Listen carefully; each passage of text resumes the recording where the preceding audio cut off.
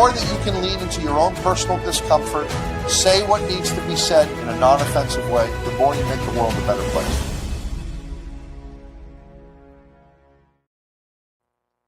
All right, social media, Facebook, Instagram, YouTube, and LinkedIn. Welcome to Jumpstarts Live at 5 on Tuesdays, where we engage a topic that everyone can connect with, but we discuss it in a crisis de-escalation lens.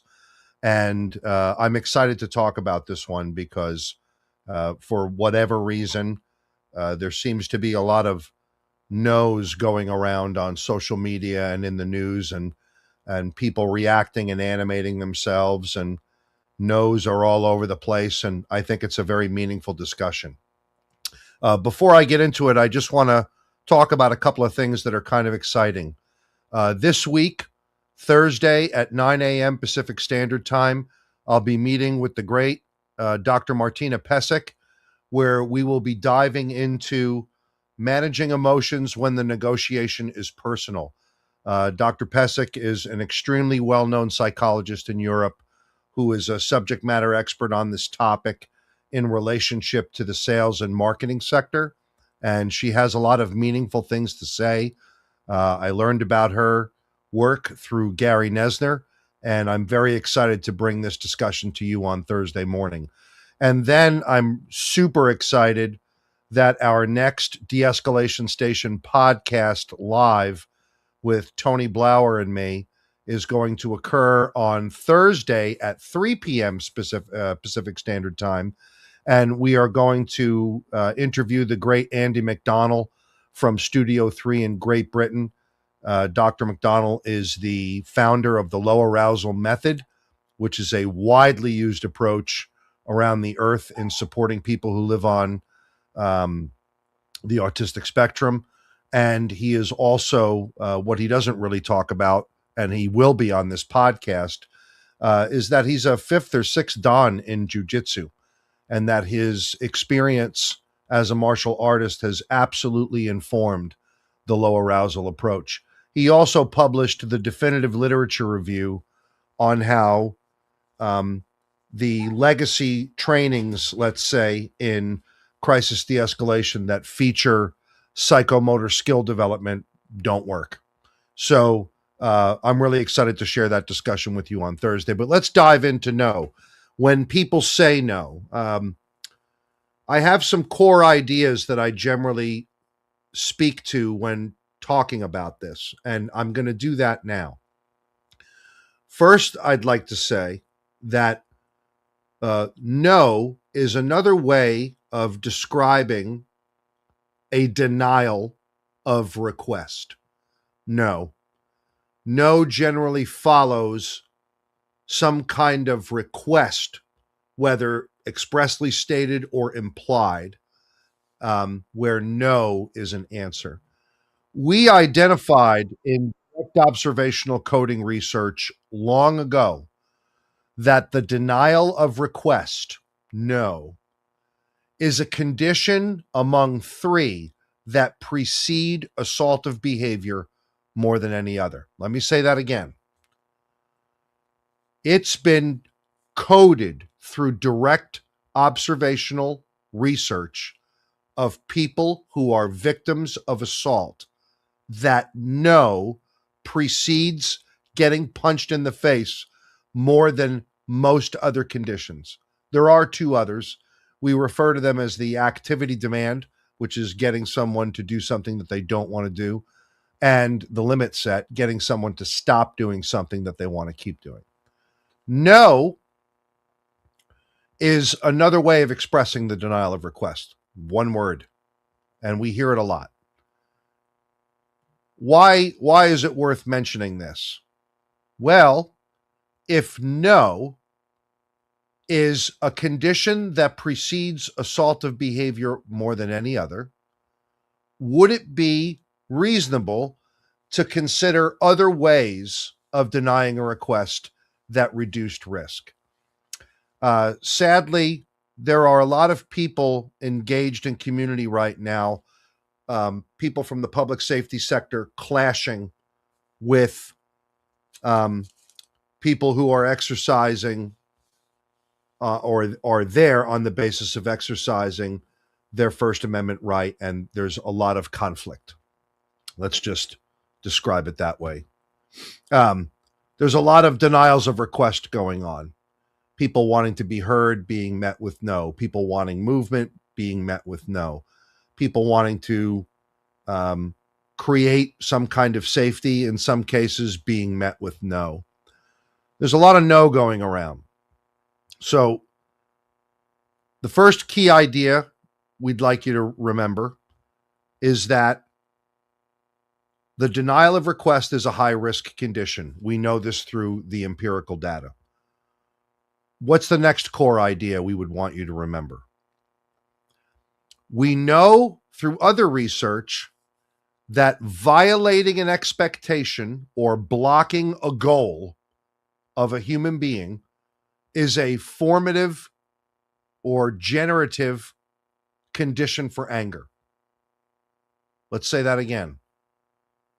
That when a human being's goal is blocked, if they perceive that the goal they have in mind is getting blocked or an expectation is being violated, in other words, no, those are generative for anger and aggression.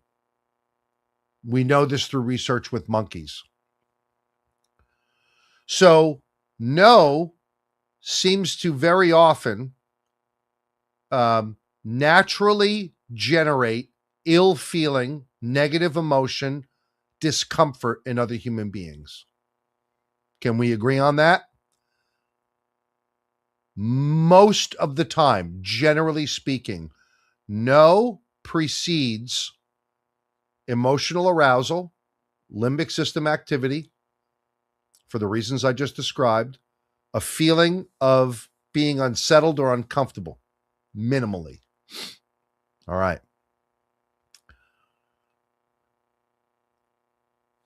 We certainly know at Jumpstart that denials of request or no's can be reframed to reduce risk.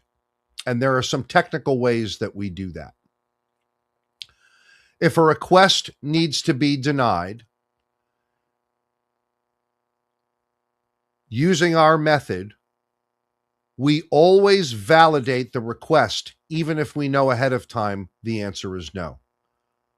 I hear you asking about this privilege or this service that you'd like to take advantage of. I can appreciate why that you'd want to do that. I really get that you want to call your mom. Hey, I see that you want freedom of movement. I mean, who wouldn't want freedom of movement? I got it. We always start with a validation statement when we're dealing with the need to deny a request. Why? Because I want to get around the limbic system of the person that's going to flare up if they just hear no. And I want to render influence so that this person does not tilt toward becoming dysregulated. So how do I do that? Well, if we know that limbic system activity creates a worldview for the human being of me versus you, survive, fight, whatever the case might be, run. On a no, it's generally fight. My interest is in not being the target, the threat target of the no. The deferral that we use in our method is the rule, policy, law, or shared value that's bigger than the interaction between you and me. And the reason that that's important is because we want to separate ourselves from being the no. Now, with little kids, parents can be the deferral. You know, dad's rules are, mom's rules are, the rules in our home are, that's fine. But for adults generally don't like hearing that expectations are being violated or goals are being blocked by a human being. By a human being. It's easier to accept a denial of request or a no if there is a reason that's bigger than one human being. It's anchored in the law, anchored in the rule, anchored in our culture, anchored in this shared value. This is how we get around the problem of spraying the limbic system fire with gasoline by saying no. Now, what happens if you're met with no? Well, Tony would say, Blauer, you're going to feel some version of the startle flinch impulse, whether it's through suddenness and speed of some physical stimulus or the emotional arousal that goes along with it. Threat further away, he would use to describe that. So if I hear no, the idea that I can accept that without any impulse occurring in my nervous system is unrealistic. I'm not going to like hearing no. The trick to managing being on the receiving side of no is to ride the impulse. Tony would describe that as weathering the ambush. Riding the impulse to accept that that's normal. Now what am I going to do? At least I want to stay committed to understanding why this no is being given to me. And I'm going to more than likely want to talk about that in some way that does not undermine my message. I just spent last week talking about what happens when our feeling of outrage is presented with outrage. If you want your message to be lost, present it with outrage. If you want your feeling of outrage to be understood, present it attenuated. Present it less loud. Present it regulated. So if I'm hearing a no, I may say something like this. Okay, I hear you denying my request. I hear the no. Understanding how things work here is really important to everybody. Would you kindly explain to me where the no is anchored? That way I could probably, find an alternative way of solving this problem a little easier. Because I didn't understand what the no was about. And I'm saying, hey, I hear it, I see you. Understanding, that's a shared value, is really important. People being able to understand one another. I'm suggesting that you tell me a little bit more about where the no is anchored. That way, it'll be easier for me and you to get through this interaction and potentially solve the problem. No happens. There may be some people in here who are very fond of using that word in particular. And look, there are times where I've said it. It's quick. It's convenient. There are certainly plenty of people I can say that to, and they don't feel, so, patently offended that there's an argument following it. But I will say this, 99 times out of 100, unless I'm in a relationship where I know that word is a word of convenience, I don't use it. It's yes, when, instead of no. If I have to issue a no, through discipline, I have conditioned myself to speak in yes, when language. That does a few things. It gets around the risk circuitry that my no is going to generate in another human being. It's going to activate that. It keeps people committed to their neocortex and their wider diversity of thought. And it actually creates an image of a condition where the thing can actually be acquired.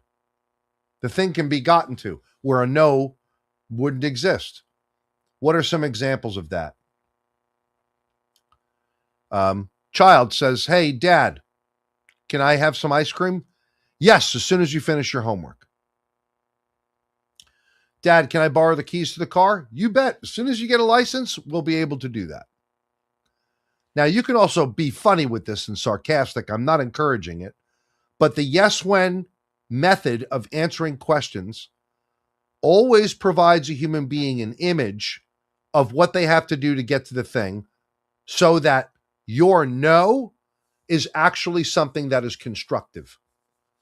There's a difference between telling someone no with no explanation and telling someone yes when, where the when is the explanation. I hope this was helpful. People say no for a variety of reasons. No, there's nothing wrong with no. There's nothing wrong with denying a request. There's everything to do with how you do that and how it can animate another person. And you've actually contributed to the problem in how you've carried that out.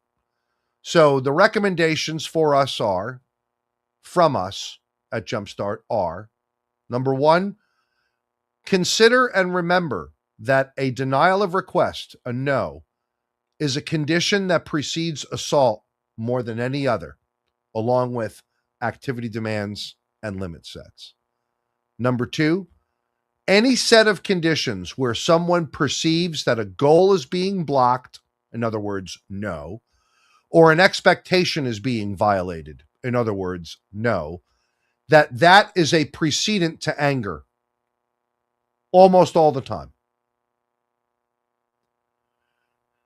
The impulse that I'm going to experience when being met with no, hearing no, the impulse to not like it is normal. Accept it. You're going to feel it first, no matter what. If I know that's the case, the argument can be made that I'm going to want to explore, if I don't understand why it's being presented to me, I'm going to want to explore why that no is being provided by using one of a few methods. You could use our verbal de-escalation skills protocol method. VDSP, validate and defer, are the perfect entries into inquiring as to why you've heard a no. Or in some relationships, you might like to do an OFNR from NVC, which is observation, feeling, need, request. A fun homework assignment might be, consider how you can reframe the need to say no with yes when. Consider on any occasion that you would be required to produce a no, if you reframed the answer with yes when. Consider how that might reshape what you intend to say. I love talking about this. This is hopefully meaningful for everyday interpersonal interactions, business interactions, certainly crisis response interactions. And I hope that you are walking away from these 19, 20 minutes together with a little more knowledge about no and some options to having to say no and having to manage yourself when experiencing or hearing no, that allow you to render more peaceful influence and effective influence with another human being. This has been Live at 5 with Jumpstart Mastery every Tuesday at 5 p.m. It's always a delight to be with you, and I look forward to seeing you on Thursday. Take good care. 10, 9, 8, 7, 6, 5, 4, 3, 2, 1.